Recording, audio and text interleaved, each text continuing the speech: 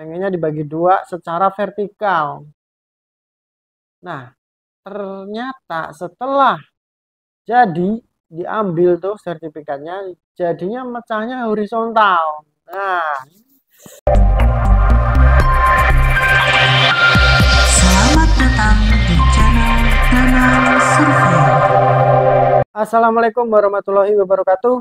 Kembali lagi bersama saya di channel Danang Surveyor. Ya, semua sobat Danang Surveyor sudah banyak ya yang bertanya-tanya tentang ya macam-macam lah yang dialami semua sobat Danang Surveyor dimanapun Anda berada tuh tentang pertanahan. Salah satunya Mas ini nih. Ya, Mas ini dia itu punya tanah.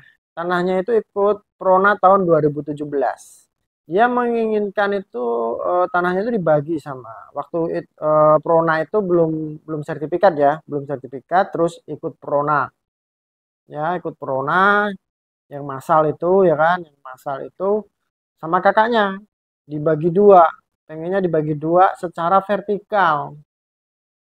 Nah, ternyata setelah jadi diambil tuh sertifikatnya, jadinya mecahnya horizontal. Nah, macam-macam lah ya, macam-macam sekarang itu ya. Jadi sebelum saya lanjut video ini, tolong yang belum subscribe segera subscribe, yang udah subscribe saya doakan lancar rezeki, sehat selalu. Yang belum dapat jodoh semoga cepat ditemukan dengan jodohnya. Yang sekarang lagi sakit semoga cepat diangkat penyakitnya ya, biar bisa beraktivitas kembali seperti semula, bahagia bersama keluarga. Amin.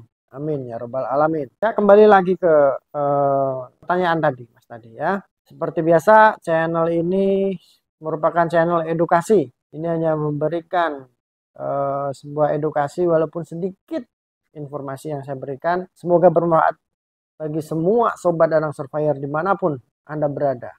Ya mudah-mudahan juga channel ini bisa menghibur semua saudara-saudara saya, keluarga saya yang lagi jauh di rumah sana ya kan, karena saya lagi merantau nih di Kalimantan ya kan. Bisa dilihat nih, piala burung ya, main burung juga ya kan, iseng-iseng ya kan, dapat piala ya kan, koncer. Oke, yang tadi kembali ke pertanyaan tadi, gimana bang tanah saya waktu itu pengennya dibagi itu waktu ikut proyek massal itu, program nasional itu ya, pengennya dibagi dua secara vertikal sawahnya itu kan, atau tanah perumahannya itu pengen jadi vertikal, kok jadinya horizontal. Nah kayak gitu itu mm, menurut saya ya terjadi beberapa faktor ya. Mungkin saat di lapangan jenengan tidak ikut ke lapangan atau diwakili bapak atau diwakili mbah,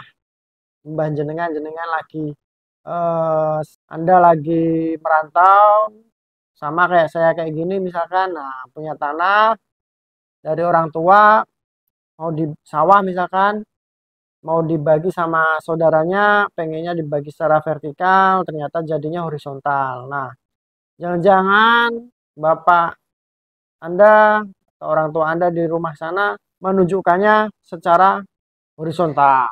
Nah, kita nggak tahu ya kan siapa yang menunjukkan saat pengukuran di lapangan dulu 2017 itu ya, atau kakek misalkan yang menunjukkan, abangnya nggak ikut di lapangan saat menunjukkan batas. Nah, ya petugas ukurnya ya sesuai apa yang ditunjukkan sama pemohon.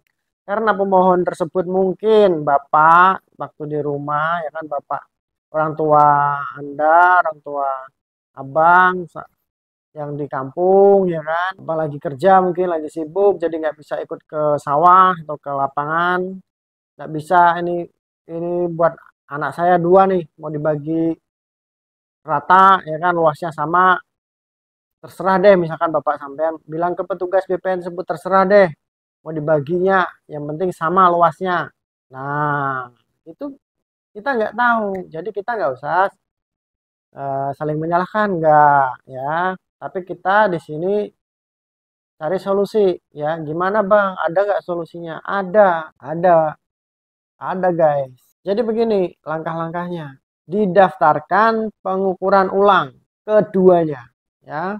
sertifikat abang sama sertifikat kakak abang itu, ya kan, sama-sama keduanya didaftarkan pengukuran ulang biar diperbaiki keduanya. Harus keduanya, nggak bisa salah satu. Nanti yang ini udah diperbaikin gambarnya, yang ini enggak, ya. Atau yang ini mau dijual karena salah peta tadi, pembelinya, loh ini kok begini menghadapnya, yang dijual seperti ini. Nah, yang satu dijual, ya kan. Nah, jadi keduanya harus diperbaiki semua tuh petanya ke BPN ya atas nama tersebut. Syaratnya ya fotokopi KTP KK, sertifikat asli, terus fotokopi SPPT PBB, ya, mengisi formulir pendaftaran di BPN ya, isinya ya luas, sketsa bentuk, ya kan, surat pernyataan dikuasai secara fisik, jangan lupa dipatoki tanahnya ya. Makanya patok itu sangat penting saat di lapangan itu petugasnya biar tahu ya pembagiannya ya, horizontal apa vertikal. Nah, terus setelah sertifikat asli dibawa, fotokopi SPPT PBB di tahun berjalan, kurang lebihnya seperti itulah persyaratannya ya. Gampang kok persyaratannya di BPN. Bisa langsung datang ke kantor BPN, diurus sendiri ya, diurus sendiri ya. Biar tahu, mudah saja ya. Nanti ada kegiatan pengukuran di lapangan. Nah, saat kegiatan pengukuran di lapangan itu tolong petugas ukurnya didampingin. Sebelum mendaftar, patoknya dipasang ya, didampingin. Panggil diundang juga tetangga yang berbatasan. Nanti ada kegiatan pengukuran, menghadirkan tetangga berbatasan dan persetujuan batas juga yang sebelum saat didaftarkan tadi kan sudah tanda tangan persetujuan batas tuh.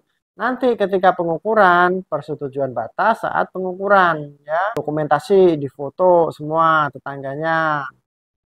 Ya, begitu disaksikan, benar-benar disaksikan bahwa tanah tersebut tidak dalam sengketa gitu. Aman. Tugas ukurnya juga nyaman, datang ya kan. Tanahnya tidak bermasalah, tanahnya clear dengan tetangga, tidak ada tumpang tindih ya kan. Begitu solusinya ya, abangku. Pasti ada, insya Allah ada solusinya kok yang semacam itu. Apalagi sertifikat baru ya, gitu. Mau dibagi rata sama abang saya nih kan, yang satunya mau tak jual tapi pembelinya eh, nggak mau karena bentuknya nggak sama dengan dia yang di lapangan. Bentuknya yang di lapangan itu vertikal, kok sertifikatnya horizontal. Iya, iya, itu pembeli yang cerdas. Dia ngecek dulu sertifikat itu bentuknya kayak apa. Sampai di sini semoga paham ya semuanya. Jadi untuk permasalahan seperti itu, atau mungkin ya ada lagi kasus seperti ini ya, saat pengukuran sertifikat massal. Iya, sertifikat massal tuh, PTSL, pendaftaran tanah sistematis lengkap. Itu kan semua diukur semua tuh, berderet. Ya hampir kayak Prona. Kalau Prona itu dulu yang hanya bermohon saja yang diukur. Prona. Ya kalau PTSL itu semua diukur. Ya, sistematis. Nah, ada juga kasus yang seperti ini. Ketika semua merantau, di rumah ada bapaknya, ya. Di rumah ada bapaknya. Si tetangga ini sudah setuju semua. Tetangganya, bapaknya ini setuju, tetangganya juga setuju. Tetapi di tanah tersebut ada tanaman dan ada septic tank ya, septic tank. Nah, saat penunjukan ini sama saudaranya ini ya, tiga bersaudara gitu ya, saat penunjukan septic tank ini ikut si kakak ya. Nah, pas pulang ya, pas pulang semua yang ketiga saudara itu merantau tadi ya, pulang semua, ditunjukkanlah sama bapaknya septic tank itu ikut punya kakak. Loh nggak bisa, septic tank itu yang bangun saya pak, jadi ikut saya sertifikatnya. Nah misalkan kayak gitu, itu bisa diperbaiki juga ya, daftarin keduanya itu pengukuran ulang di BPN nanti biar diperbaiki.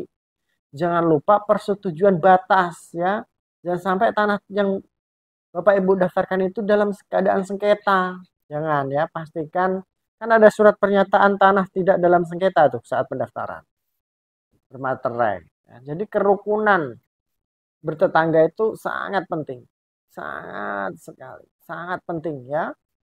Makanya hidup rukun dengan tetangga supaya kalau ada urusan-urusan sertifikat tanah kayak gini bisa lancar, mudah untuk mendapatkan sertifikat gitu. Karena sertifikat ini untuk saksi membutuhkan tanda tangan tetangga yang berbatasan gitu. Makanya jangan berantem sama tetangga. Ayo, yang lagi berantem sama tetangga silahkan saling maaf-maafan ya. Begitu.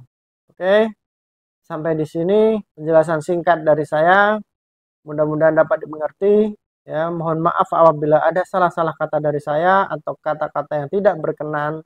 Mohon dimaafkan. Semoga konten-konten saya berikutnya dapat menghibur, dapat bermanfaat. Jangan lupa di like, komen, dan subscribe. Kita diskusi saja di kolom komentar, gak masalah ya. Yang kalau bisa jawab saya jawab, kalau enggak ya mohon maaf, kita bercanda aja di kolom komentar, gak apa-apa, kita seru-seruan aja di kolom komentar, gak masalah ya. Yang penting kita dapat teman baru, ya kan, dapat saudara baru di sini ya. Oke, saya Danang Surveyor, kurang lebihnya mohon maaf. Sampai ketemu di konten-konten saya berikutnya. Wassalamualaikum warahmatullahi wabarakatuh.